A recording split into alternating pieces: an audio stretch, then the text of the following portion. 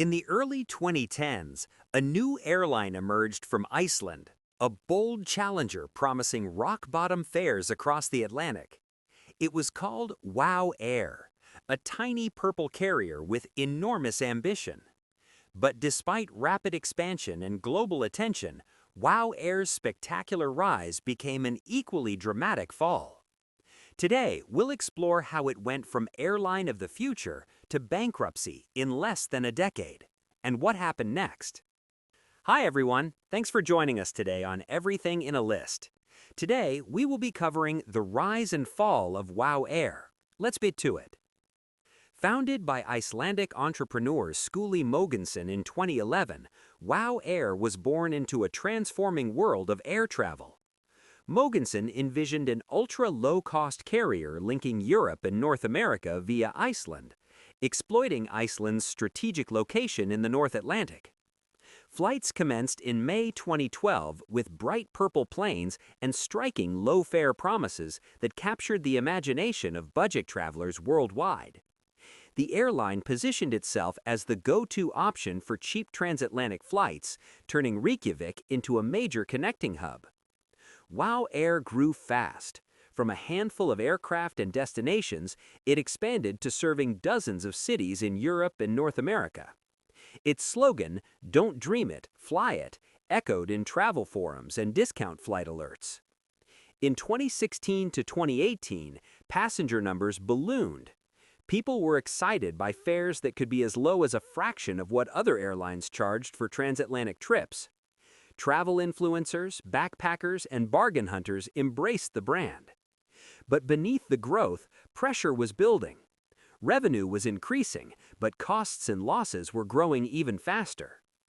By late 2017, WOW Air's finances showed serious strain. A loss in that year hinted at trouble, despite impressive top-line growth. Operational issues, such as frequent delays, service complaints, and strained customer relations, began to tarnish the airline's reputation. The ambitious expansion had relied on complex financing deals and future orders for new aircraft that never materialized. When sale and leaseback deals fell through and revenue couldn't keep pace with costs, the cracks began to widen.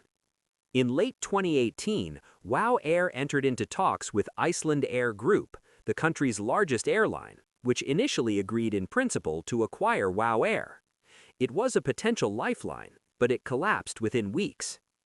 Other investors, including Indigo Partners, the firm behind airlines like Wizz Air, also showed interest, but confidence had eroded.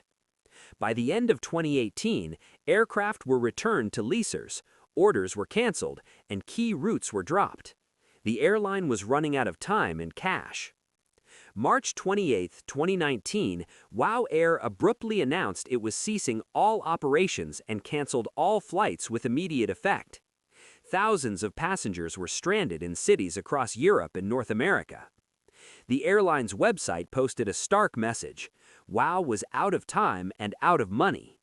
Flights were grounded, routes were erased, and the airline that once promised ultra-cheap travel was no more. Employees lost their jobs, tourists visiting Iceland had to find alternate flights. The collapse had knock-on effects for Iceland's tourism industry, which had begun to rely on WOW Air's traffic. So what happened next? Firstly, the planes didn't just disappear. WOW Air's fleet, primarily Airbus A321s and some Neo models, were transferred to other airlines and leasing companies around the world. They found new homes with carriers across North America, Europe, and beyond. In September 2019, a U.S. company called U.S. Aerospace Associates announced it had acquired WOW Air's assets and spoke of relaunching the airline with new aircraft.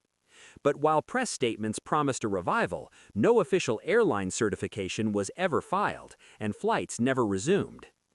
Meanwhile, some former WOW Air executives launched a new airline called Play in 2019 with the hope of continuing bold budget service out of Iceland. Play began flying in 2021 using Airbus A321neos, connecting Iceland with Europe and North America. WOW Air's collapse reshaped Iceland's aviation landscape. The absence of a major low-cost long-haul player allowed Icelandair to dominate transatlantic routes, though it also faced challenges of its own in the years that followed. Play attempted to carry the low-cost torch, proving that the Iceland hub model could still work, but also exposing just how thin the margins are in the ultra-low-cost airline world. The WOW Air story is a lesson in ambition and risk. It showed how a small airline can capture the world's attention with bold pricing and rapid growth, but also how fragile that success can be without solid financial footing. WOW Air didn't just vanish quietly.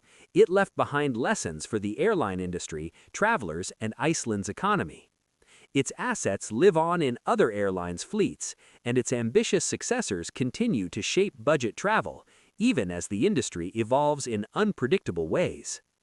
Thanks for watching, and if you enjoyed this story, subscribe for more airline histories and travel industry tales.